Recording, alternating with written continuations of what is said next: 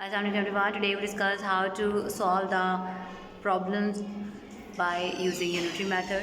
Unitary method is a technique for solving different problems. इसमें हम ये करते हैं कि डिफरेंट जगहों पे अगर हमें एक चीज़ की वैल्यू पता है तो हम बहुत सी चीज़ों की वैल्यूज़ उस वैल्यू को मल्टीप्लाई करके निकाल सकते हैं, और अगर हमें बहुत सारी वैल्यूज़ चीज़ों की वैल्यू पता है और एक ही निकालनी है तो हम डिवाइड करके निकाल सकते हैं। तो इसके लिए हम दो एग्जाम्पल डिस्कस कर लेते हैं। पहले हम डिस्कस कर लेते हैं वन टू मैनी के लिए, कि अगर आपको एक चीज़ पता है और आपने बहुत सारी चीज़ों की वैल्यू निकालनी है तो किस तरीके से निकालेंगे। हमें अगर प्राइस एक आइसक्रीम भी दी गई है कि 55 है, अब हमें एक आइसक्रीम की वैल्यू 55 गिवन है और हमें 17 आइसक्रीम्स की वैल्यूज़ निकालनी है, तो हम क्या करेंगे, 17 को 55 से मल्टीप्लाई करेंगे। गिवन हमें क्या है, वन आइसक्रीम की value that is 55। We want to calculate the value for price of 17 ice creams. तो आइसक्रीम्स की तादाद बढ़ गई है तो ऑब्वियसली हमारे पास जो प्राइस है वो भी इंक्रीज़ होगी। तो हमने क्या किया, 17 को 55 से मल्टीप्लाई किया तो हमारे पास आ गया ₹935। 935 की 17 आइसक्रीम्स आ जाएंगी।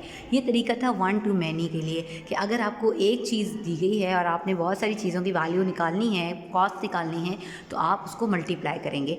और अगर हमें बहुत सारी वैल्यू गिवन है, मतलब मैनी टू वन की तरफ हम आ रहे हैं और हमें एक चीज़ की वैल्यू चाहिए कि उसकी कॉस्ट क्या है, तो वो हम कैसे निकालेंगे, वो हम डिवाइड करेंगे। हमें यहाँ पे इस एग्जांपल में डिस्कस कर लेते हैं।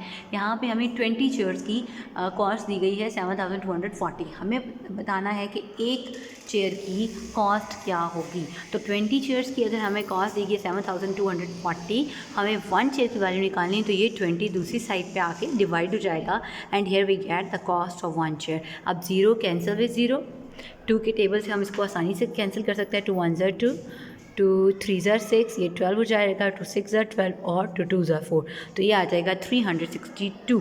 ये हमारे पास कॉस्ट है वन चेयर की। तो इस तरीके से यूनिटरी मेथड को इस्तेमाल करते हुए हम वन टू मैनी और मैनी से वन की प्राइसेस कैलकुलेट कर सकते हैं।